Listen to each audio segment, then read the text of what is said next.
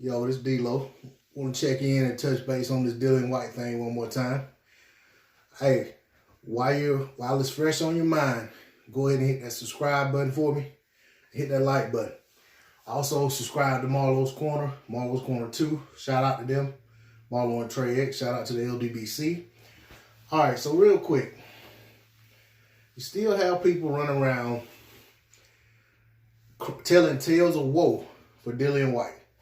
Dillian Whyte's been unjustly suspended.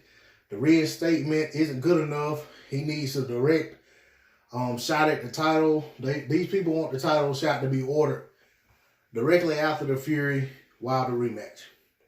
Me personally, I would love that. Okay? But that doesn't mean that that's what the WBC has to do.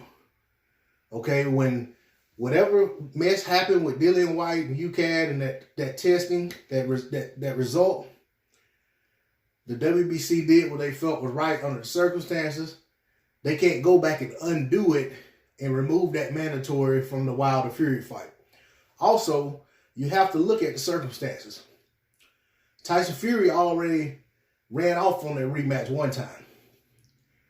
The WBC went ahead and mandated it to ensure that the fight happens. Should Fury run off again, he pretty much will be screwing himself with the WBC. So the WBC has a vested interest in mandating that fight. Okay? Dillian Whyte had some stuff going on that the WBC didn't have any control over that took himself out of that mandatory position that he had just gotten into. Okay? The same other thing that I want to bring up is, regardless of what these test results said, and regardless of what the UCAD finding was 6 months later, the fact remains that if there was nothing in Dillian Whyte's system or nothing in that test worth them doing anything about, they wouldn't have done so. You know? So they done what they felt was right under the circumstances. Fact remains that Dillian Whyte chose not to come forward to the WBC and say, look, this is the circumstances that are going on. It may be nothing. It may be something, but I just want to let y'all know because this bout is for y'all's mandatory position.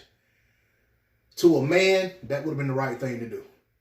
But for some reason, y'all defended Dillian Whyte's actions, feeling sorry for him. He brought that on himself.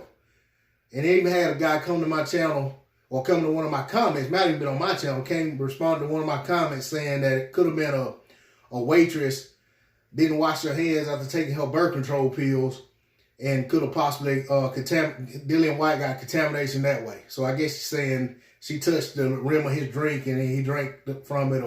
Oh, man, that is absurd. I mean, first of all, the ball isn't in birth control pills.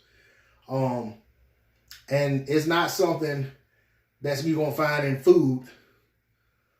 I mean, it's really a designer drug that was designed for the sole purpose of cheating. So, I mean, be that as it may, you have to explain thoroughly how you ended up with the antiball in your system. If you can't excuse him based on whatever excuse he gave, then that is what it is. But don't sit here and try to concoct stories about how he may or may not have gotten into his system. I mean, I don't know. That's just crazy to me.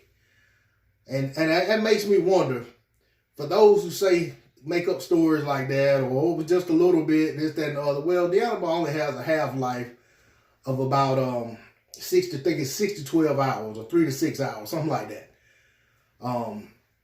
So, of course, it's only going to be a little bit in your system if you get caught. Unless you had just taken it like an hour earlier. So, you know, that tells me that it was in the system somehow. I'm not buying the contamination theory, but it is what it is. You know, it's just my opinion and I'm entitled to that. But some of y'all who believe in this and want to cape for him, make excuses for him, I guess if y'all, some of you guys, if your woman got pregnant by another guy and she came and said, well, hey, I wasn't sleeping around with him, it was just contamination, you believe that. Or if she said, well, it was only just a little bit, you know, just a little bit of his semen got in her, you know, you believe that, you buy it. And say that, okay, well, she wasn't cheating. I mean, man, more points to Dillian Whyte actually cheating than points to him not cheating. And then you got to take into consideration that he already had a track record for being a cheater. But that doesn't condemn him for the rest of his professional career. But this whole circumstance looks shady. So does the situation with the gloves, which has completely been forgotten. I'm sorry. I don't feel sorry for Dillian Whyte. I just can't do it. But I hope he gets his shot because I'm ready for him to get knocked out and go back down the ladder. You know, get knocked off that perch he thinks he's on. D-Lo 404 Boxing. Please like, share, comment, and subscribe. I'm out.